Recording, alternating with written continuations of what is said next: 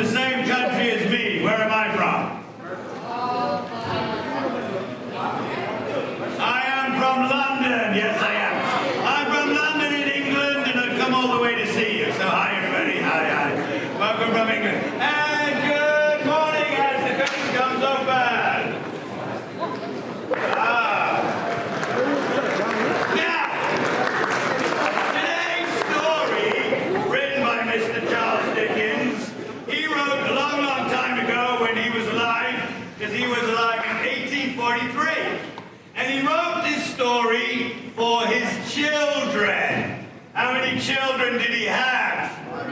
More than 5. 20. More than 8. More than 9. Close to 9.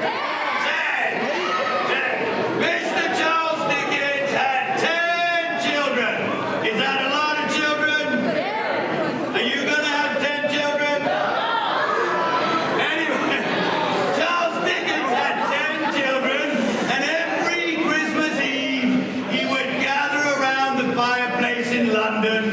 Where it is snowing, so imagine it's snowing today, the snow coming down, there it is.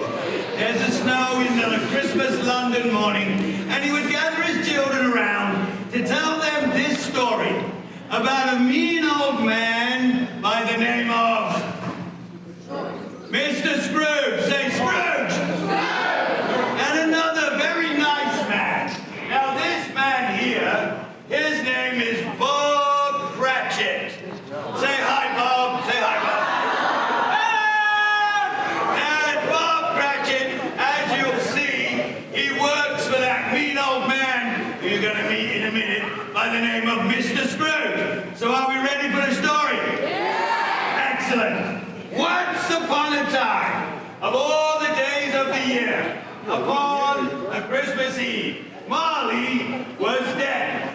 Now, Marley had been Mr. Scrooge's partner. And did Mr. Scrooge know he was dead? No. Yes, he did. Yes, he did. Because Scrooge and Marley had been partners for a long, long time. And he never painted out the name. Above their shop was the name, Scrooge and Marley. And sometimes people, when they met Mr. Scrooge, they would call him Mr. Scrooge. And sometimes they would call him Mr. Marley. But he answered to both names, did Scrooge. Oh, but he was a tight-fisted hand. At the grindstone was Mr. Scrooge. He was a squeezy, wrenching, grasping, clutching. Away with you.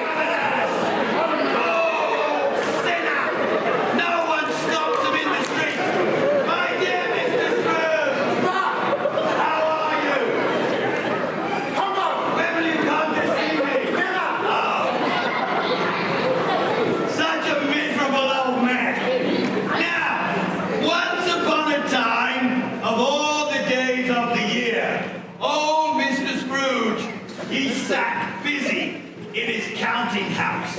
It was bleak, biting cold, foggy weather, and the city clocks had only just gone 9, or maybe even 3, but it was quite dark already.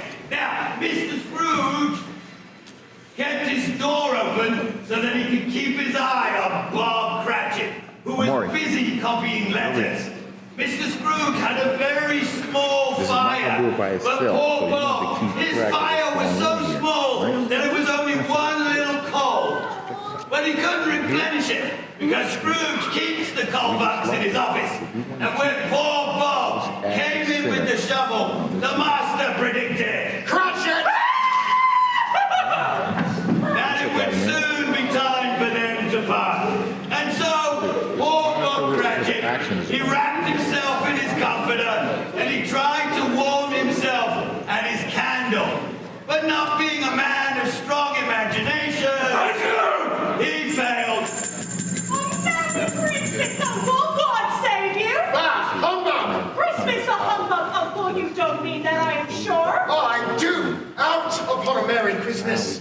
What's Christmas time to you but a time for paying bills without any money?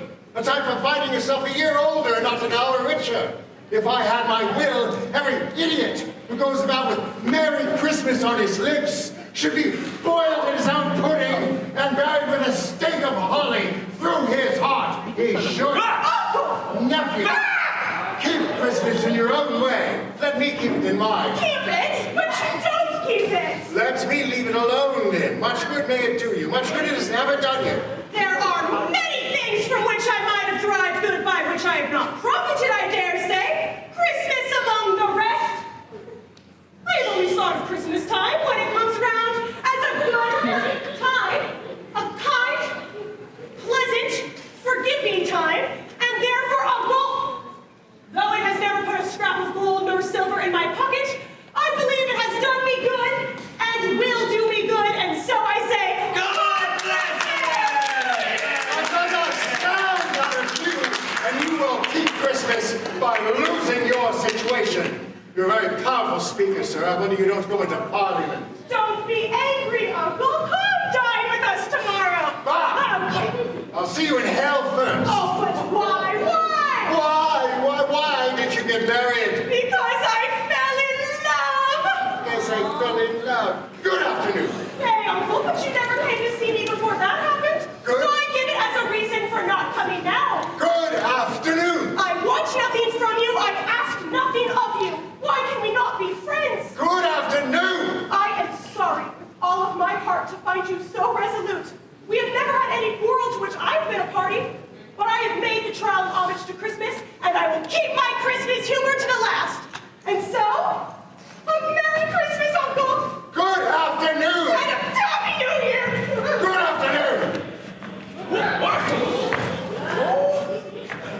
Scrooge and Marley's, I believe.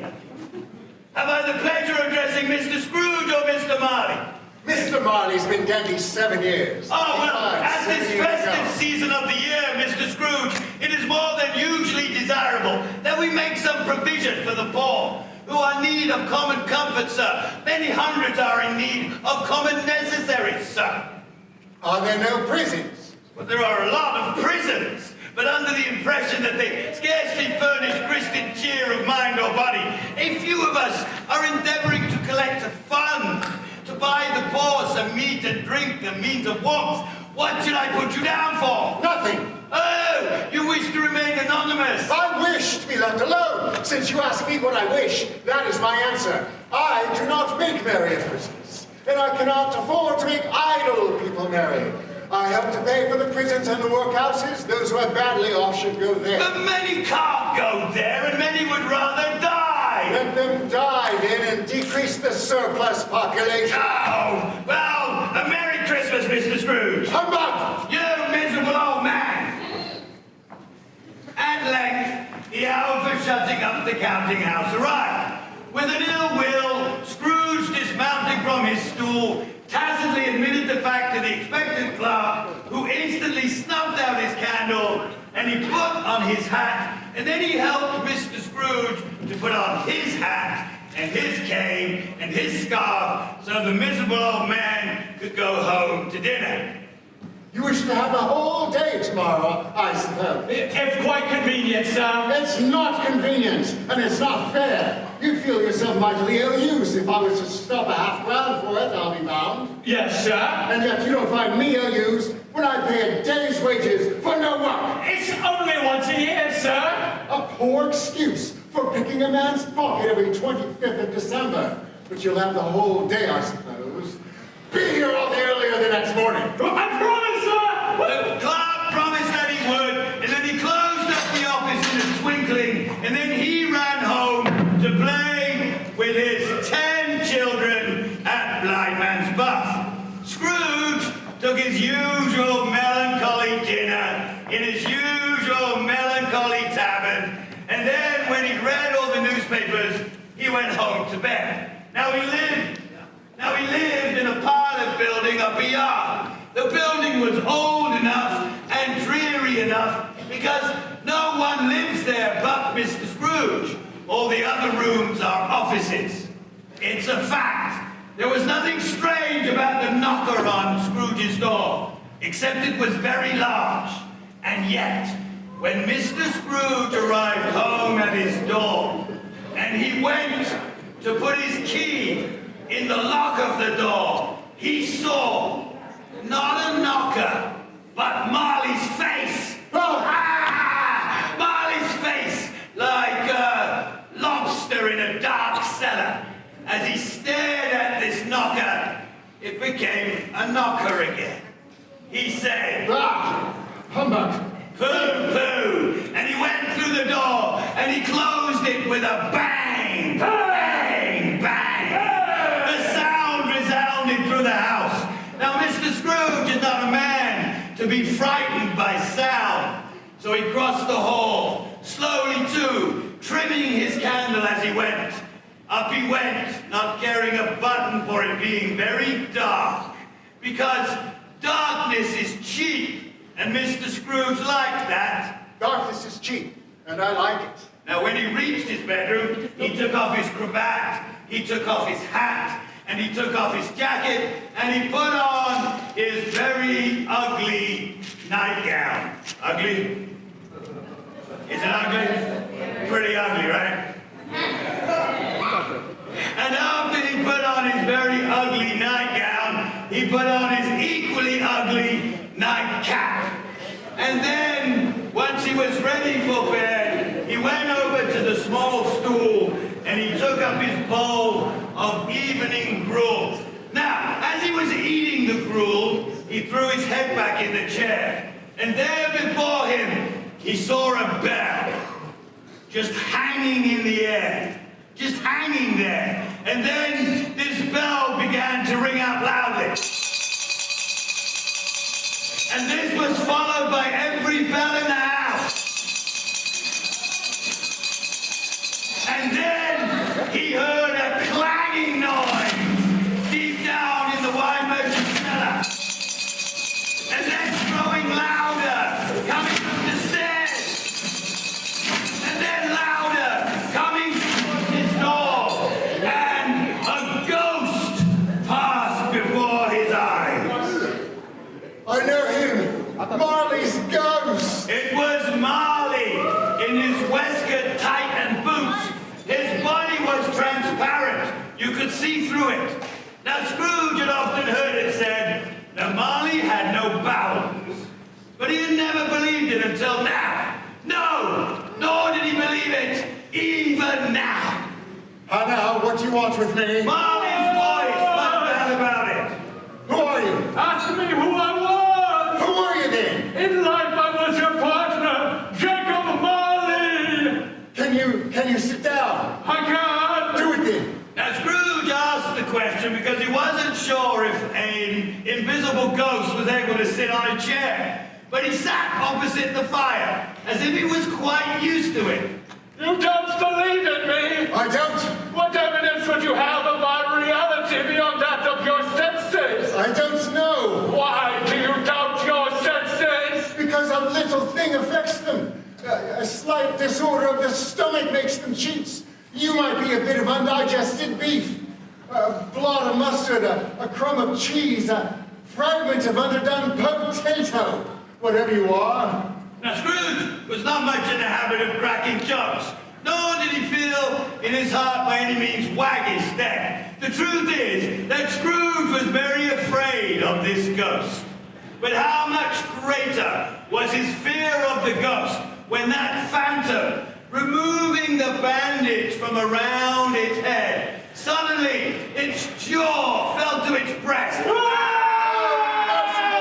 Why do spirits walk the earth, and why do they come to me? It is required of every man that the spirit within him should walk abroad among his fellow men and travel far and wide. If that spirit goes not forth in life, it is condemned to do so after death. I cannot tell you all I would. Very little more is permitted of me. I cannot rest. I cannot stay. I cannot linger anywhere. 7 years dead and traveling all the time? You travel fast. On the wings of the wind. You must cover a great deal of ground in 7 years. Blind man. Oh, blind man not to know that any spirit or any tiny in its little sphere, whatever it may be, will find its mortal life too short for its vast means of usefulness.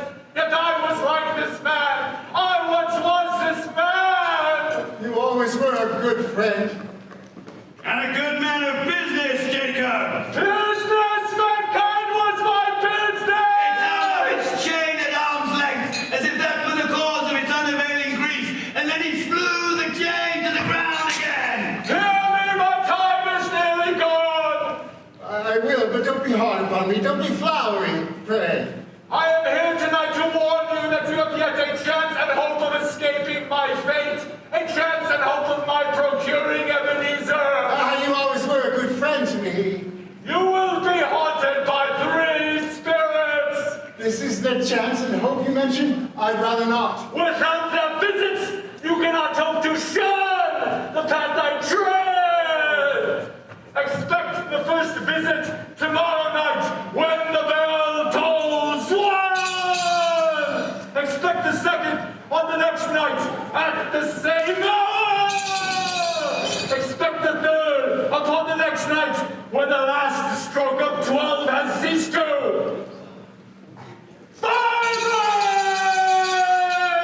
Look to see me no more, and look to that for your own sake. You remember what has passed between us. It walked backward from him, and at every step it made, the window raised itself a little, until at last the apparition floated out into the dark night. Scrooge tried to say, but he stopped after the first syllable, and being from the visitation of the ghost, much in need of repose, old Mr. Scrooge, he went straight to bed, and he fell asleep in an instant.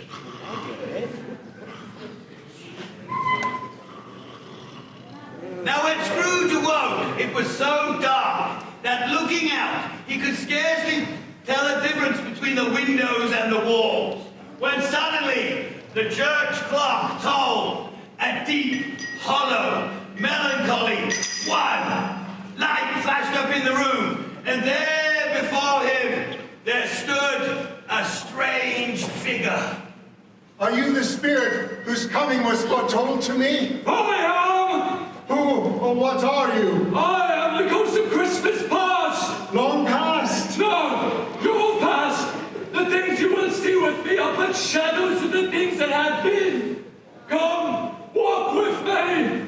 You do not consider, spirit, that being your mortal partner, I'm liable to fall down 5 pairs of steps? Only a touch of my hand here, you shall be upheld in more than this! As the words were spoken, those passed in through the wall, and they found themselves on a London street on a Christmas evening, and there was snow falling all over the street and the people. And the ghost and Scrooge passed on until they came to a certain warehouse door, and the spirit stopped, and he asked Mr. Scrooge, Do you know this place? Know it. I was apprenticed to it. It's old Fezziwig, bless his heart, Fezziwig alive again. Yo-ho, Dick! Yo-ho, Ebenezer! a living and moving picture of Scrooge's former self. Ebenezer came in. No more work today! It's Christmas Eve! Clear away, my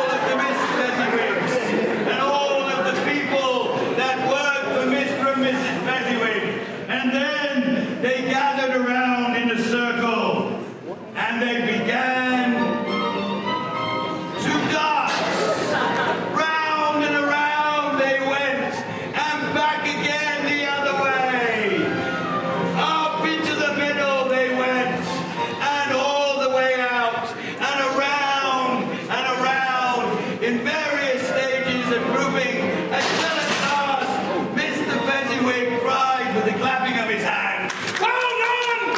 Well done!" And applause, well done, well done. When the clock struck 11, this party was over. And so Mr. and Mrs. Fezziwig, they took their stations on either side of the door, and as all the people left for the evening, they wished her Merry Christmas! Merry Christmas. Merry Thank you Christmas! for coming. Merry Christmas! Thank you for coming. Merry Christmas! Thank you for coming. Merry Christmas! until only young Ebenezer Merry was Christmas, left. Ebenezer. And they did the same to him. And so then these beautiful spirits, they faded away. A small man to make these silly folks so full of gratitude. He spent for a few pounds of your mortal money, 3 or 4 perhaps. Is that so much that he deserves his praise? It isn't that, Spirit. It isn't that.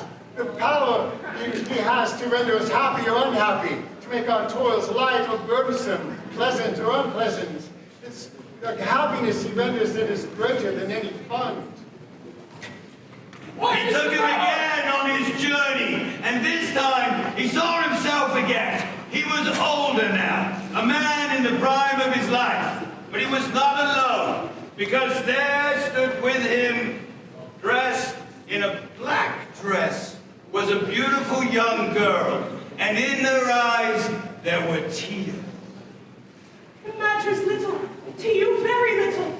Another idol has displaced me, and if it can comfort you in time to come, as I would have tried to do, then I have due just cause to grieve. What idol has displaced you? A golden one. I have watched your nobler aspirations fall off one by one until the master passion, gain, engrosses you. Have I not? What then? If I have grown so much the wiser, what then? I have not changed toward you. Have I ever sought release from our engagements? In words? No, never. In what then? In a changed nature, in an altered spirit, in a different atmosphere of life, another hope at its great end. Ah! Don't say it! Humbug! Aye, aye, aye. If you were free today, tomorrow, yesterday, and even I believe that you would choose a dowerless girl, or choosing her, would I not know that your repentance and regret would surely follow? I do. And so I release you, with a full heart, for the love of him that you once were. Spirit, remove me from this place. I told you these are shadows of the things that have been. Remove They are what me. they are. Do not blame me. I cannot bear it. Remove me, release me, haunt me no longer. As he struggled with the spirit, he realized he was again overcome by an irresistible drowsiness, and also that he was in his own bedroom. He barely had time to reel to bed before once again he fell into a heavy sleep. Scrooge awoke in his bedroom, there's no doubt about that. But it and the adjoining sitting room into which he shuffled had undergone a surprising transformation, because the walls and the ceilings were hung with a living green. And in the middle of this room there stood a giant, glorious to see. And he bore a torch, not unlike Plenty's horn, and he shone its light on Scrooge as he came peeping around the door. Come in and know me better, man. I am the ghost of Christmas present. Look upon me. You have never seen the likes of me before. I don't think I have. Touch my robe. And as he touched the robe, again the room vanished, and they were once more on the streets of London. Now this time, the ghost of Christmas present took him to Bob Cratchit's house. And when they got there, they found Mrs. Cratchit and all the Cratchit children. They were gathered around the dinner table. And because they knew they were going to have Scrooge for dinner, they applauded their brother, Master Peter Cratchit, to the sky. Oh, whatever happened to your precious father then? And your brother Tiny Tim?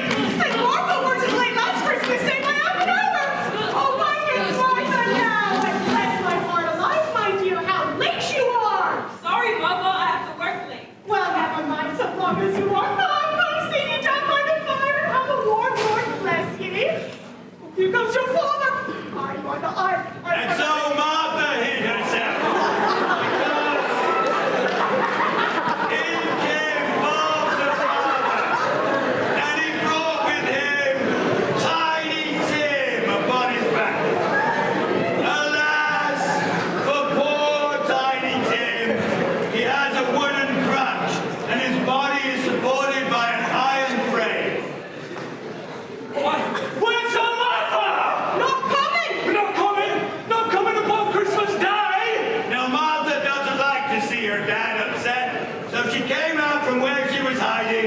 and she ran up to him and she gave him a big Christmas hug.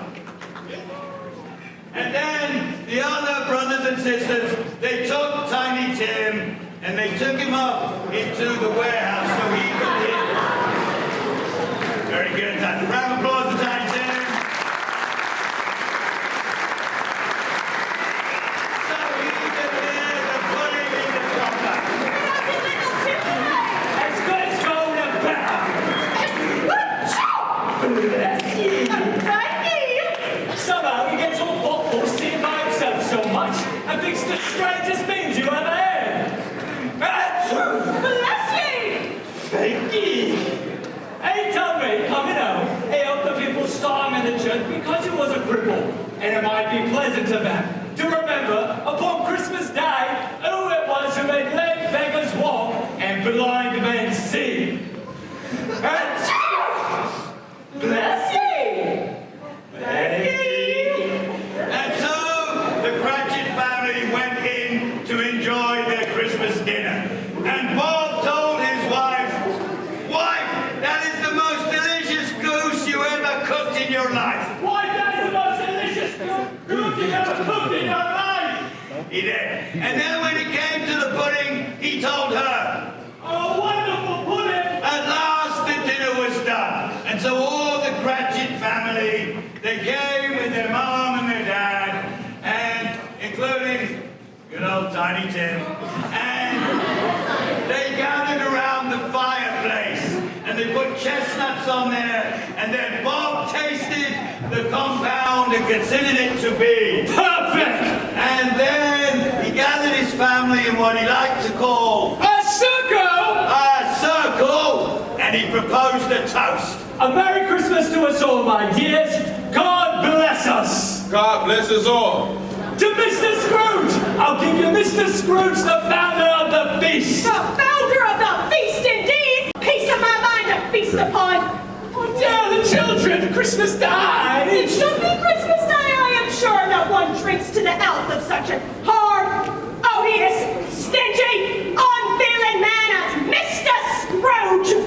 You know he is, Robert! Nobody knows it better than you, poor fellow! My dear, Christmas Day. I'll drink to his health for your sake and for the days, not for his. Long life to him! A Merry Christmas and a Happy New Year! He'll be very merry and very happy, I have no doubt! Now the children, they drank the toast after their mother, but they really didn't care about it because Scrooge was the ogre of the family. Tiny Tim, he drank it last of all, but he hated it. He spat it out. Now, there's nothing a very high mark of this. They're not a very handsome family. You're not. But they are a happy family. And as they faded, and they looked happier yet at the parting of the Spirit's torch, Mr. Scrooge had his eye on every one of those Cratchits. But he kept his eye on Tiny Tim until the last. And then he and Mr. Scrooge were again on their journey. Far they went, and much they saw, but always with a happy end. Until, as Scrooge looked around him, he could see the ghost no more. And remembering the prediction of Jacob Marley, he heard the clock strike 12. And as he looked around, there he saw, coming towards him, a spectre, hooded. He knew nothing about this spectre because he just had one hand outstretched before him. And he knew no more because this spectre neither speaks nor does it move. I am in the ghost of Christmas yet to come, ghost of the future. The spirit I fear more than any I have seen. But as I know your purpose is to do me good, and as I wish to be a better man than I was, I will accompany you and do it with a thankful heart. Will you not speak to He me? gave him no reply. The hand was stretched before them. Lead on, spirit, lead on. The night grows short and time is precious to me. Lead on. And so the ghost of Christmas yet to come, he led Scrooge to a bedroom. And there on the bed, he found the body of a man, unwashed, unwept, uncared for, the body of a man unknown. Let me see some tenderness connected with the death, or this dark chamber will forever be present to me. And so the ghost of Christmas yet to come, he conveyed Scrooge to Bob Cratchit's house once more. And this time they found the mother and all of the daughters. They were sat around the fire. They were engaged in needlework, but surely they were very, very quiet. The color hurts my eyes. The color. Oh, poor Tiny Tim. It hurts me eyes by candlelight. I wouldn't show weak eyes to your father when he comes home for the world. It must be near his time. Oh, my little child! My little child! Spectre, something informs me our time is nearly at an end. And so the ghost of Christmas yet to come conveyed him to a dismal, wretched, ruinous churchyard. The ghost stood amongst the graves, and then he pointed down to one. Before I draw near that stone to which you point, answer me, are these the things that will be, or the things that may be only? Still the ghost pointed down to the grave by which it stood. Men's courses foreshadow certain ends, to which, if perseverant, they must lead. But if the courses be departed from, the ends must change. Say it is thus with what you show me. The spirit was immovable as ever. Scrooge crept towards it, trembling as he went. And as he approached the neglected stone, he read upon it his own name, Ebenezer Scrooge. Spirit, am I the dead man that lay upon that bed? No, Spirit, no, I am not the man I was. I will not be the man I was before all this intercourse. Why show me this, if I am past all hope? For the first time, the kind hand faltered. I will honor Christmas in my heart, and keep it all the year. I will be in the present, the past, and the future. I will not... Holding up his hand in one last prayer, he saw an alteration in the phantom, and it suddenly vanished.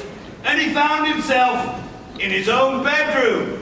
And, happiest of all, the time before him was his own to make amends in.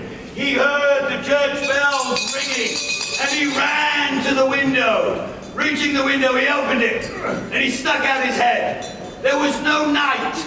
There was no fog. It was just a bright, golden day. What's today? Eh? What's today, my fine fellow? Today? Why, it's Christmas Day! It's Christmas Day! I haven't missed it. It's Christmas Day. But hello, my fine fellow. Hello! Do you know the poulterers in the next street but one at the corner? I should hope I did! What a remarkable boy. What an intelligent boy. Do you know if they've sold that prize turkey hanging there? Not the little prize turkey, the big one. What? The one as big as him? Ah, what an intelligent, wonderful boy. It's a pleasure talking to him. Yes, my buck. It's hanging there now! Is it? Go and buy it. What the? No, I'm in earnest. Go and buy it. Bring the man back here that I may tell him where to take it. Come back here with the man, I'll give you a shilling. Come back in less than 5 minutes. I'll give you half a crown. The boy was off like a shot. I have a sent to Bob Cratchit's house. He shall know who sends it. It's the size of Tiny Tim. The hand in which he wrote the address to send the turkey was not a steady one, but he wrote it somehow. And then, when that turkey arrived, he sent it on to the Cratchit family so they could enjoy a Christmas dinner. And then, after he had done that, he went back inside, he took off that very ugly nightgown, and he put on his best clothes. He put on his best vest, his best cravat, his best scarf, and his best jacket, and his best hat, and his best cane. And then, once he had done that, he went out to go to see all the people in the streets, as he had done with Christmas present. Now this time, as Mr. Scrooge passed through the streets, he looked so happy, and he had such a wonderful smile on his face, that people started to wish him Happy Holidays, Mr. Scrooge. Happy Holidays, Mr. Scrooge. Merry Christmas, Mr. Scrooge. Merry Christmas. And it was often said of him afterwards that of all the people who knew how to keep Christmas, he did. Now, in the afternoon, he went to his nephew's house. He passed that door a dozen times before he had the courage. But he made a dash, and he did it. He knocked. Fred! Why, bless my soul! Who is that? 'Tis I, your Uncle Scrooge. I've come to dinner, Fred. Will you let me in? Let him in. It's a wonder he didn't shake his arm off. They were at home in 5 minutes. They had a wonderful party. But Mr. Scrooge was early at the office next day. He was early because he wanted to catch Bob Cratchit coming late. And he did it because the clock struck 9. No Bob! No Bob. 9:15, still no Bob! I'm late! 18 and a half minutes. Bob is really late. You're late! Round of applause for that one.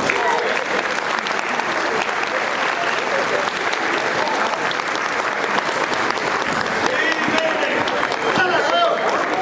What do you mean by coming here at this time of day? I'm very sorry, sir. I am behind my time. You are. Yes, I believe you are.